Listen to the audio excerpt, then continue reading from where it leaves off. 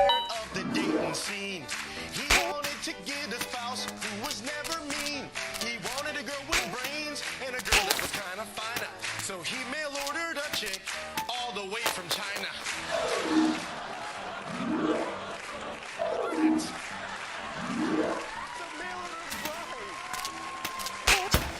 When Ryan first met his wife, she fell in love with his nose. She couldn't wait to rip off all of his clothes. But then she found out something that made her die. What they say about guys with big nose and big feet, it's a lie.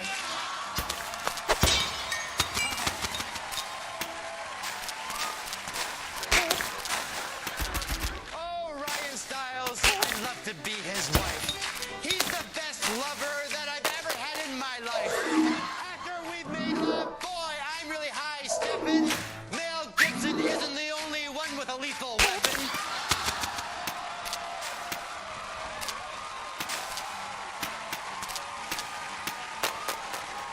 Getting married is what I always wanted to do. The happiest day was when my wife said, I love you. We're the happiest couple to anyone who's seen us. And it beats the hell out of us sitting around and pulling miles.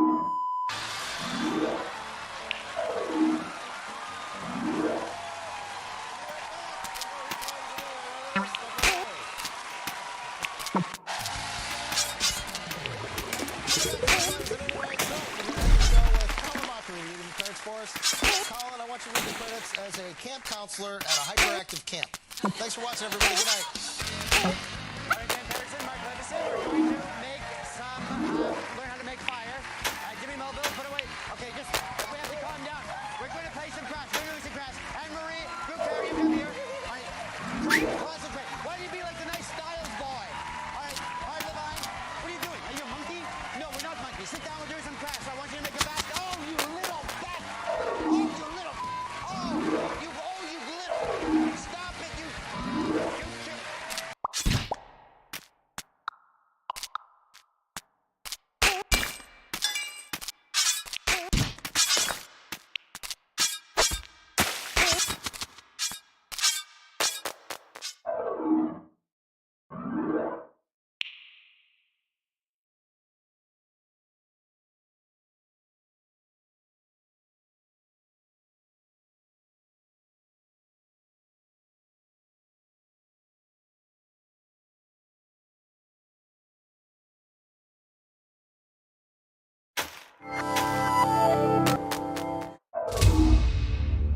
I'd like to start by extending my personal thanks to a certain wolf that lived in North America back in the Pleistocene epoch. He was an average-sized adult male, probably around 65 kilograms, and he'd done a lot of living in his time.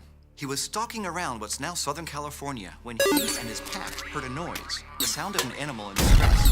Maybe a bison, or a camel, or a ground sloth. So the wolf and his pack went toward the sound, because when you're a wolf, the sound of a prey in distress might as well be a dinner bell. He found the animal stuck in a pit of thick, black, smelly goo, trapped, so he moved in for the kill, until he found himself trapped. Now, I don't know the name of this particular doggo, but I do know that he existed, and scientists refer to one of his bones as LAC-MHC8291.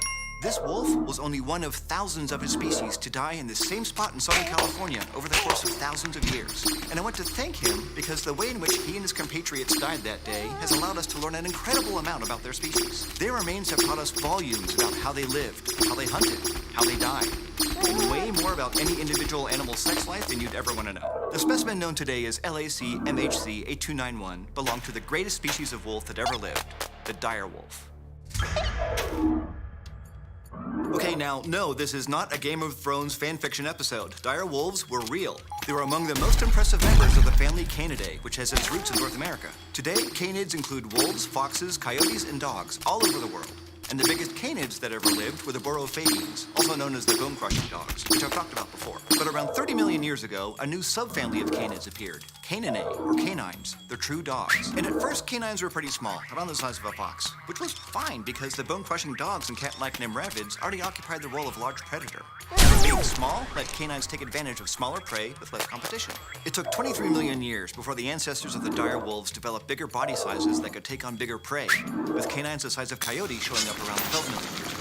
But it wasn't until about 3 million years ago, when the Borophagians were declining, that canines started to become wolf-sized. And the most massive of these was Canis dirus, the dire wolf. It lived in North America from about 840,000 to 11,000 years ago. And it's also found in the fossil record of South America from about 27,000 to 11,000 years ago.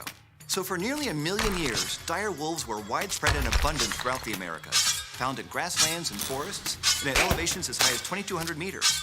And because they were so common, we have lots of fossils of them, which has given us an especially vivid understanding of their biology, ecology, and behavior. But no place in the world has shown us the life and death of dire wolves in as lucid detail as the La Brea tar pits, where literally thousands of the remains have been unearthed. And this includes my boy, the owner of the bone-labeled LAC MHC 8291. Today, these tar pits are smack in the middle of downtown Los Angeles, and it's a fascinating place. It's full of these pools of what's commonly called tar, but is actually a naturally occurring asphalt, basically a sticky, viscous version of petroleum. And back in the Pleistocene, these asphalt pits were a textbook example of a predator trap. The pits simply trapped any animals that made the mistake of wading into them. And once trapped, those animals' distress calls would draw predators to the scene.